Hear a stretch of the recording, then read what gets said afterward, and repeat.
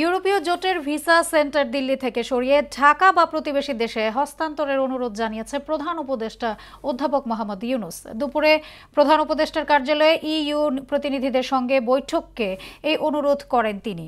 এ সময় ইইউ এর প্রধান প্রতিনিধি মাইকেল মিলার বাংলাদেশকে সব ধরনের সহায়তা দেওয়ার আশ্বাস দেন। মনিরুল ইসলামের রিপোর্ট।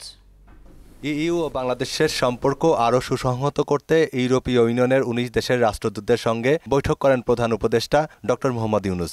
জোটটির সব সদস্য রাষ্ট্রের রাষ্ট্রদূত একত্রিত হয়ে বাংলাদেশের কোনো সরকার প্রধানের সঙ্গে আলোচনার উদ্যোগ এবারই প্রথম। ১৯ সদস্যের প্রতিনিধি দলটির নেতৃত্বে ছিলেন বাংলাদেশে নিযুক্ত ইউরোপীয় ইউনিয়নের ডেলিগেশন প্রধান মাইকেল মিলার। বাংলাদেশের প্রতি ইউরোপীয় ইউনিয়নের রাজনৈতিক সমর্থন, অর্থনৈতিক সহায়তা, নৈতিক সমর্থন এবং অন্যান্য সহায়তার প্রতিফলন বলে উল্লেখ করেন প্রধান উপদেষ্টা।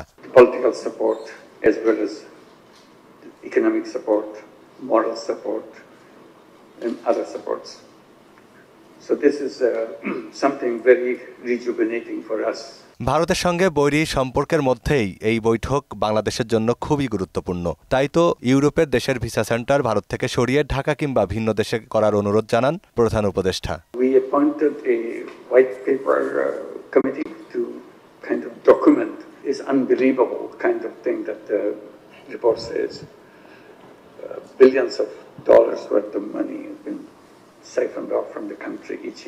আর বিগত ১৬ বছরে আওয়ামী লীগ সরকারের সীমাহীন দুর্নীতি ও অর্থ পাচারের চিত্র তুলে ধরেন। বলেন ব্যাংক সহ আর্থিক খাতগুলো ধ্বংস করা হয়েছে। খুব তাড়াতাড়ি জাতীয় নির্বাচন দেওয়ার কথাও বলেন প্রধান উপদেষ্টা।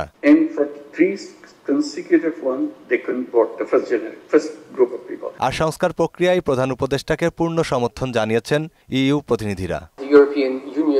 is committed to supporting Bangladesh's democratic transition the best way we can. As you know, Chief Advisor, we already enjoy rather broad relations.